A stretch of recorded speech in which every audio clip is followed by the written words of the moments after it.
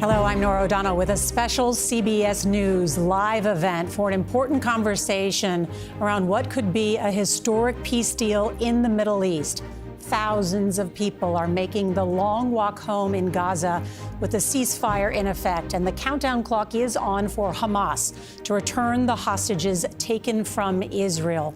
All of this in an effort to end the two-year war.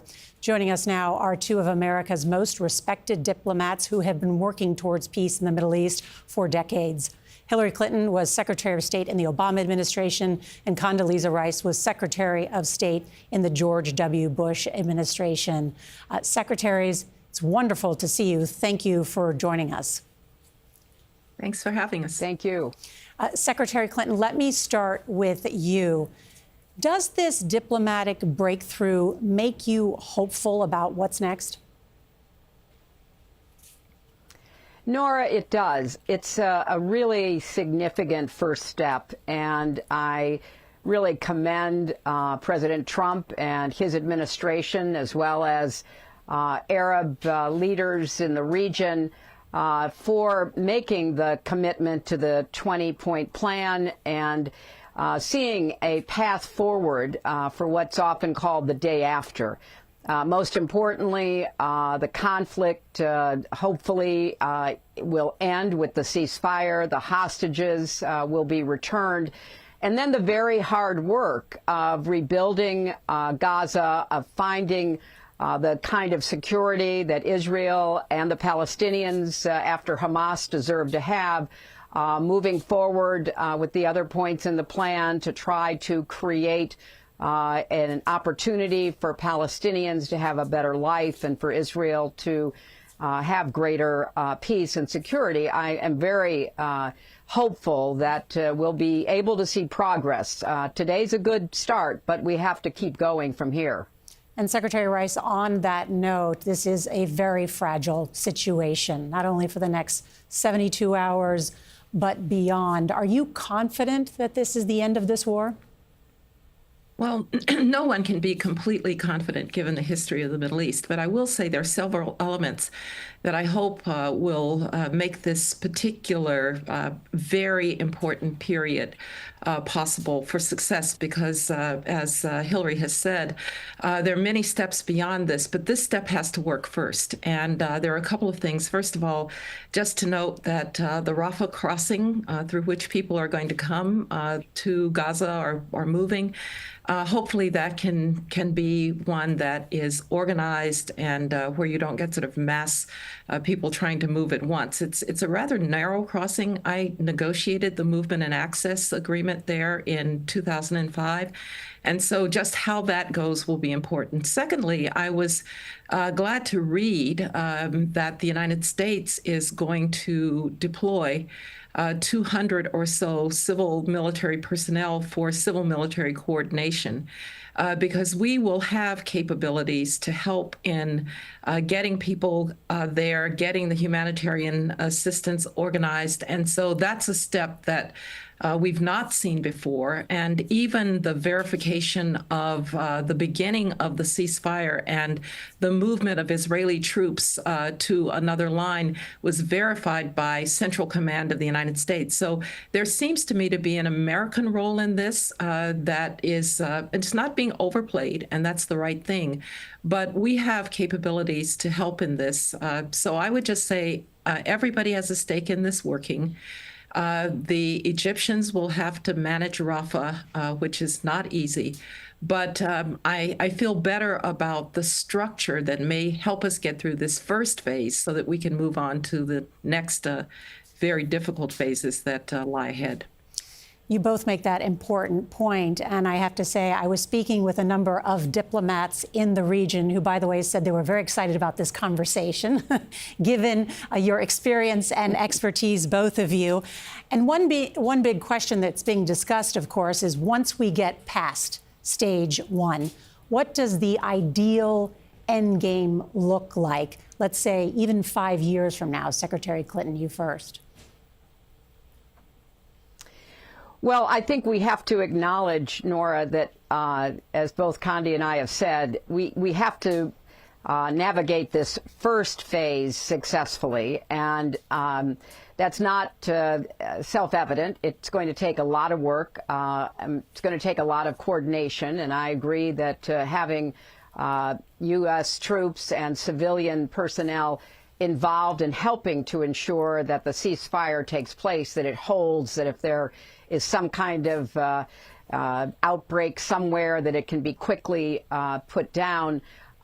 Because, you know, both Condi and I have experience that is relevant to this. I negotiated a ceasefire 13 years ago, November of 2012.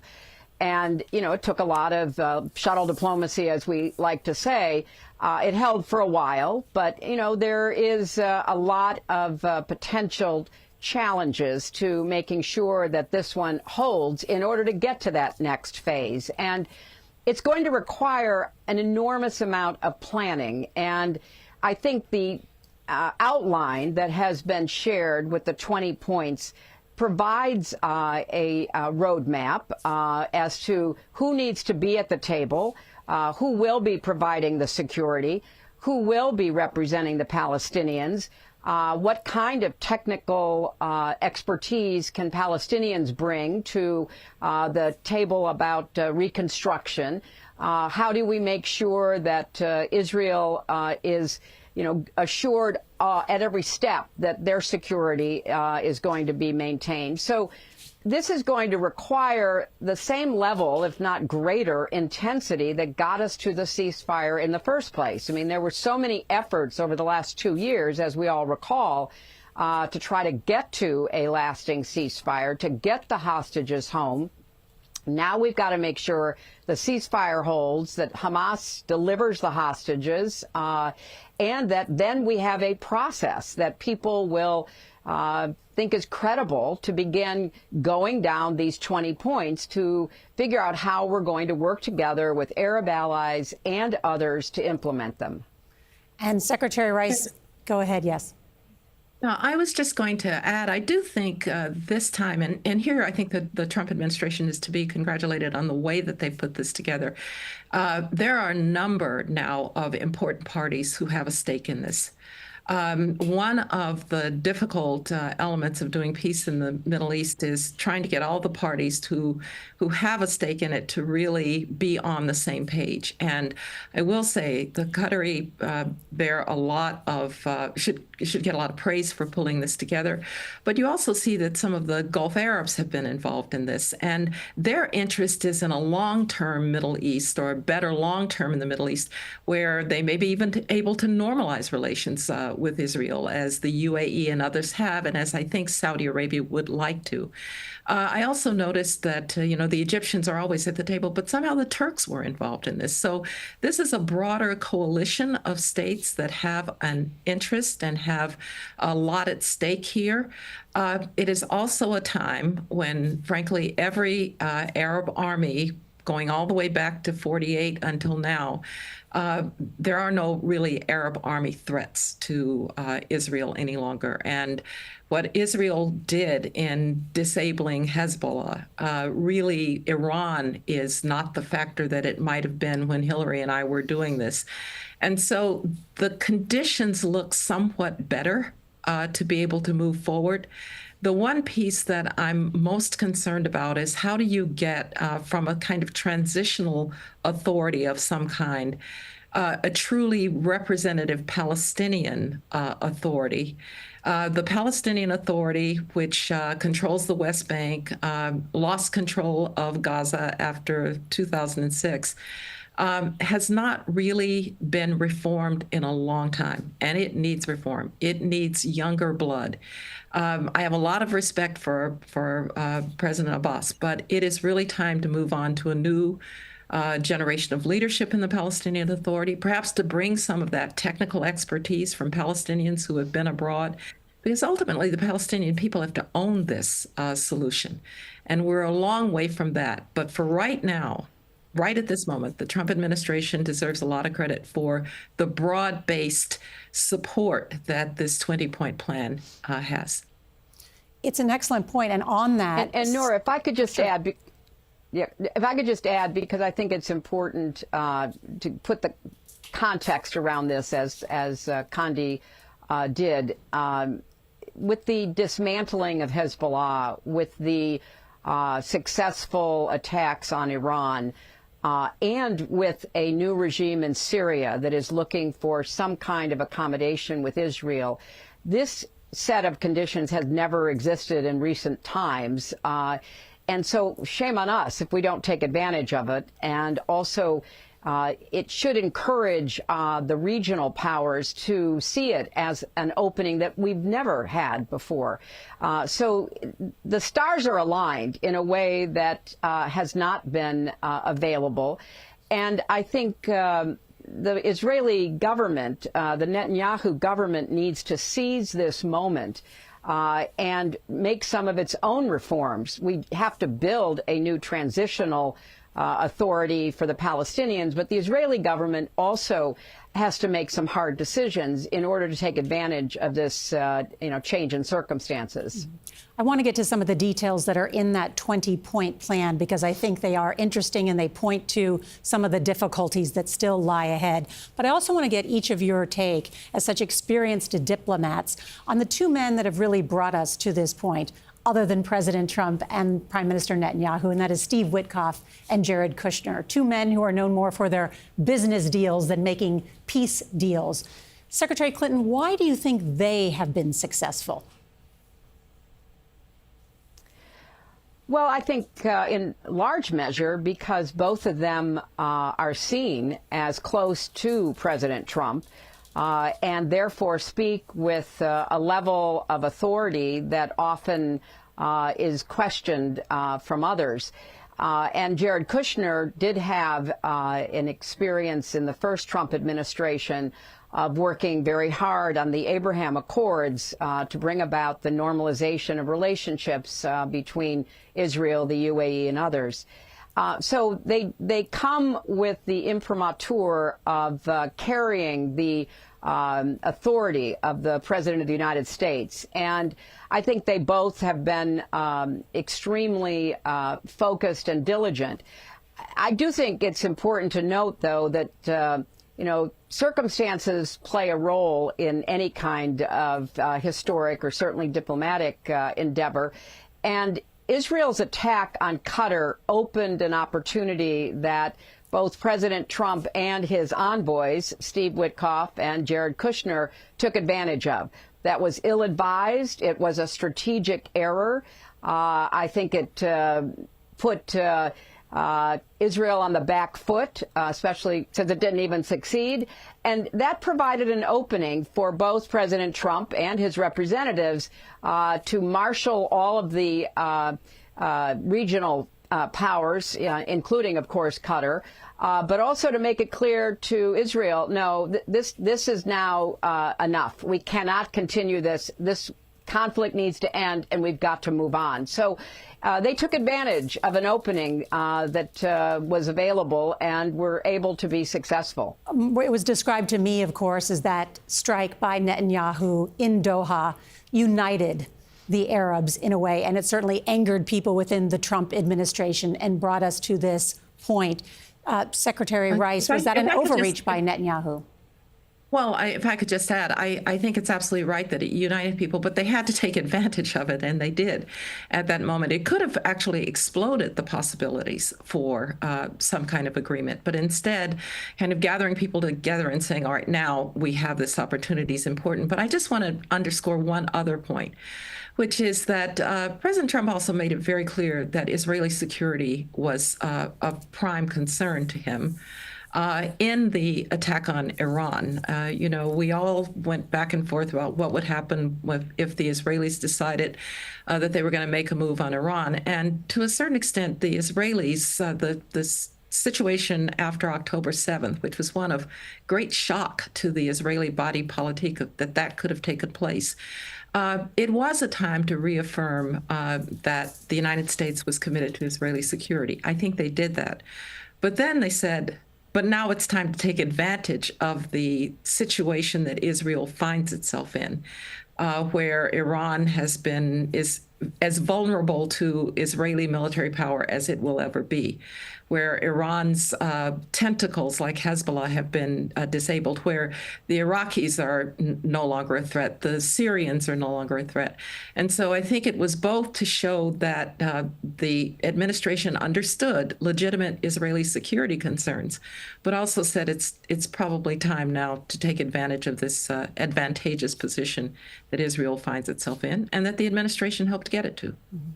Let's talk about that 20-point plan. Secretary Clinton, do you think Hamas will actually cede control of Gaza and will give up arms? No, I don't. I think that they will try to figure out how to hold on to their intimidation of Gazans as they have practiced it for, now 20 years, basically. I think that they will try to hide and prevent the decommissioning of as many arms and armaments as they possibly can. And that's why it's really important that whatever security force is constituted to go into Gaza makes a very clear distinction between the continuing presence of Hamas, their fighters, their, hardcore people who wish to martyr themselves, and separate that from the people of Gaza. It's going to require making sure that they do not provoke some kind of response by Israel or by a security force that could set us back. I have no confidence that Hamas is in any way reformed or, ready to look for a better future for the people of Gaza or the Palestinians as a whole. And so we do have to be extremely careful in how they are decommissioned, how they are rounded up. Under the agreement, as I understand it, they can choose to leave and be given safe passage, which, of course, I hope a number of them do, but then we will have to be very clear that they can't reconstitute some kind of force in exile to try to upset whatever positive steps are being taken in Gaza. Yeah. I would agree with that. This is going to be one of the very difficult elements. There apparently is some disagreement within Hamas as well. They're the ones who probably want to go live in Qatar at this point. There's some evidence that Hamas is having trouble paying its fighters. So one of the things that you might want to do is to make sure that Iran doesn't try to help reconstitute them, because that's really their only hope now. The Egyptians, of course, will be very much on guard to see if Hamas is being reborn, because for Egypt, they are an extension of the Muslim Brotherhood, which is a problem for Egypt internally. So if people will take, if the U.S. intelligence and others will take a hard look at what the Iranians are doing, and at this point, I would be sending a very strong message to the Iranians. Don't even think about reconstituting these militias, or we used to say in the Bush administration, if you support a terrorist, we'll treat you as a terrorist. And I think that might be a very good message to the Iranians right now, because that would be Hamas's lifeline to try to reconstitute. If they can't reconstitute, they may have to simply disarm, and they need to be sidelined. You're not going to be able to cooperate with Hamas, but you can sideline them. It also is that when you create a vacuum, which the removal of Hamas will create a vacuum, something good has to flow into it. And that's why the nature of this technocratic group that might be under some kind of international cooperation for a while to really start to provide for the people of Gaza. Every evidence is the people of Gaza are sick of Hamas. They recognize that a lot of their suffering is because of Hamas. And so if you can give the people of Gaza an alternative to Hamas, I think you have a chance to finally sideline them and ultimately dismantle them. One thing that is not a long-term prospect, not a short-term. No doubt. And we should talk about that funding for Hamas, because it was well known who was funding Hamas in the past. And how do you make sure that additional money does not flow back into Hamas? But on that note, too, one thing that's not part of this 20-point plan is a guaranteed Palestinian state. Does a ceasefire make a two-state solution more likely in the future? How do you get there? Secretary Clinton. Well, yeah, Nora, I think it's way too soon to answer that question. I think what you have in the 20-point plan are steps that can and should be taken in order to alleviate the suffering of the population in Gaza, to reform the Palestinian Authority, to bring in new people, even from the Palestinian diaspora, who have expertise and experience in what's going to be needed to stand up a government in Gaza in order to meet the needs of the people of Gaza. The amount of work that is going to be required just to physically reconstruct Gaza, while the people of Gaza are still living there, which is a huge undertaking, but everything I've read and been told is that the vast majority have no intention of leaving, although that is part of the offer that they could go elsewhere, but most are going to stay. They need to be employed. They need to be put to work in doing all of the labor necessary to begin to rebuild. So you can't really look beyond the important outline of tasks that are in the 20 points. Now, ultimately, you know, I am still someone who believes that there has to be some kind of Palestinian entity, government entity that can meet the needs of the Palestinian people and live in peace and security with Israel. But, you know, that's not the first order of business. We have to deal with all these other concerns that are summarized in the 20-point plan. I completely agree on an international side. I do think there are some things the Palestinians could start to do if they indeed do want one day to have a Palestinian state. Look, there have been several opportunities for a Palestinian state. The President Clinton's effort in 2000, in 2008, they were offered by Ehud Olmert something that they probably should have taken.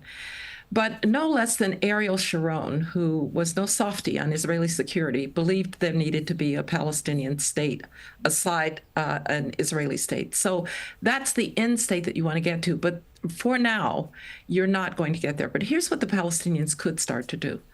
They've got to start to recognize that Israel is going to exist and it's going to be a part of this Middle East. And that means change the lessons that you teach your kids about the state of Israel. Stop putting up maps that the state of Israel doesn't exist. Don't create another generation of Palestinians who believe that somehow the resistance is the way to peace and security. If you look at the West Bank, it's a kind of, even under occupation, a kind of functioning place, or has been. There have been Palestinian security forces that we started helping to build. Hillary, as secretary, continued that effort, and it's gone on and on. There are pieces, but the Palestinians could pay attention to those elements while the larger international situation gets to the place that you might be able to think about a Palestinian state. So I think the hard work of kind of putting together some of the pieces, that's what I would suggest to the Palestinians at this point. But it's going to be a while before you get to a two-state solution. And I hear what each of you is saying on that. But if you talk to many of the Arab diplomats who say that their countries will be involved in rebuilding Gaza because they have the wealth, they want to know that there's going to be some endgame involved, that there will be a place for the Palestinian people. Well, it's one thing to acknowledge Nora, that I'm sorry, Hillary, go ahead. Yeah, go ahead, Condi. No, go ahead. I was just going to say, it's one thing to acknowledge, as we both just did, that the right solution is ultimately to have Palestinians, as Sharon put it, governing over themselves. And that you have to acknowledge, because I don't see another solution that works. It's quite another to say, we know what the end state is going to look like, because there is so much work between now and then. So I would say to the Arabs, could you concentrate now on how to create the conditions for a Palestinian state? And that includes insisting on some reform among the Palestinians themselves. I agree with that completely. It also requires that, for example, in the West Bank, the kind of settlement activity that has been permitted and promoted by this version of the Israeli government has to cease. Because if there's anything that would collapse what we're trying to do in Gaza, just by quickly sending a message that it's all for naught, that there's going to be continuing new settlements and settler violence in the West Bank, then that sends a message to not just Gazans and Palestinians, but to the international community that Israel isn't serious about pursuing these points that will move us all, we hope, in a better direction of more peace and security for all people. So this is a complicated, very difficult set of challenges. But I think, as both Condi and I would say, you've got to start somewhere, Norah. I mean, finally, we've gotten to the point where we have a ceasefire, and we're all hoping and praying it sticks. Where we have a path forward with very specific milestones along the way, and that it's going to require a very intense, diligent management by the United States government and other allies to make sure that everybody stays on this literally same page moving forward. And Secretary Rice, part of this 20-point plan talks about what will govern Gaza in the future. And they talk about this transitional government and a quote-unquote board of peace that is led by President Trump. How would you expect this to work? How do you envision the role that Tony Blair might play? Well, I worked closely with Tony Blair, as I know Hillary did, over the years. He has never lost his commitment and dedication to peace in the Middle East. He's worked at it as practically every day for the last 20 plus years. So I think he brings a certain credibility to this. I think he brings relationships to this. I remember one of the reasons we worked together was I couldn't go to Gaza as the American Secretary of State, but he could go to Gaza when we were trying to get the Olmert plan done in 2008. So I think that's a wonderful choice of somebody to be a part of it. President Trump is the President of the United States. To have the President of the United States say, I'm watching this, I'm involved in this, is important because the United States needs to back it. I don't know who the other members would be of such a transitional group. I think it's going to be important to have a kind of charter for what they actually are trying to do. But I want to return to something Hillary said. One step at a time. Sometimes if you're looking too far out, you don't really pay attention to what you need to do to make sure that the next steps work. And so step one of the 20-point plan, we're hoping holds. Step two, let's go there. And if everybody stays committed, I think you take one step. This really is one foot in front of the other. But for now, I'm celebrating personally that this horrible war in Gaza, which has had such great humanitarian costs, hostages who've been kept from their families, Palestinians who have been in dire circumstances, and Israelis who feared for their security. Maybe this is a day when that first step can be taken for all of them.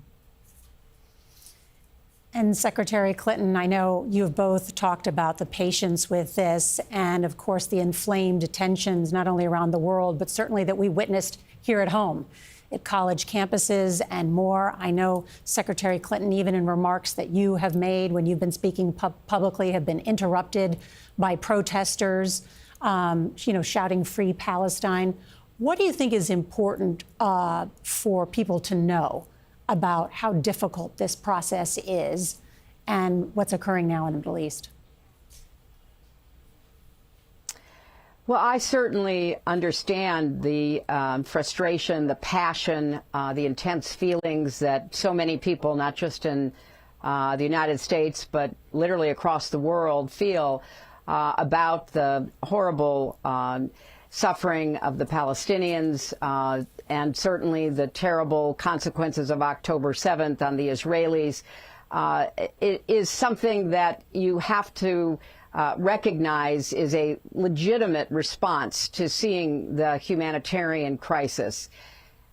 However, everyone needs to now take a deep breath and say, we're going to end the conflict. Let's hope and pray.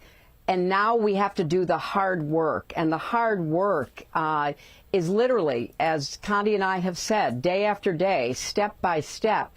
You have to build some level of trust. You have to quickly get services of all kinds, adequate nutrition, medical services, some kind of temporary housing. You've got to begin to deal with the terrible needs of the people of Gaza. You've got to do everything possible to lay literally the groundwork of a rebuilt Gaza, living in peace and security and giving their children a better future. That cannot be done by merely being upset or feeling intensely. It is a hard boring of hard boards, as Max Weber famously said. You have to bring people together over and over again. You have to avoid what will be, I am sure, provocations to try to disrupt the process. You have to be focused on the final outcomes of the 20-point plan. So we are now where I hope everyone is happy we have arrived, which is this ceasefire, end of conflict, return of hostages. So let's now support this process and bring it together, not just in a nonpartisan way in our own country, but literally internationally as a great global commitment to try to bring peace, security, stability, and a better future to the Middle East. If I could just say one thing, I live on a university campus, and I would say to young people, yes, I understand the passion, but also try to understand how hard this is. You know, one of my colleagues asked some of the young people who were yelling from the river to the sea, from what river to what sea, and they did not know. So this is a moment for education also of why this has been hard.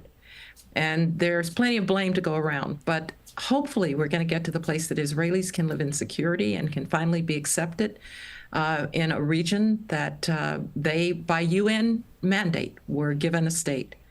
Hopefully, Palestinians will be able one day to govern themselves. But I hope, too, we recognize that there are going to be ups and downs in this process. There will be provocations. There will be those who try to turn this around. And everybody just now needs to stay the course. And maybe this hopeful day in the Middle East will lead to a hopeful future. Well, Secretary Rice and Secretary Clinton, first, thank you for your faithful service to our nation. I hope everyone understands we have someone who served in a Republican administration, a Democratic administration, and agree on so much about just how difficult the work of diplomacy is, but how important it is in educating people about the history. So thank you both for this long and really fascinating discussion. And this has been a CBS News Live conversation. I'm Norah O'Donnell in New York. Thank you.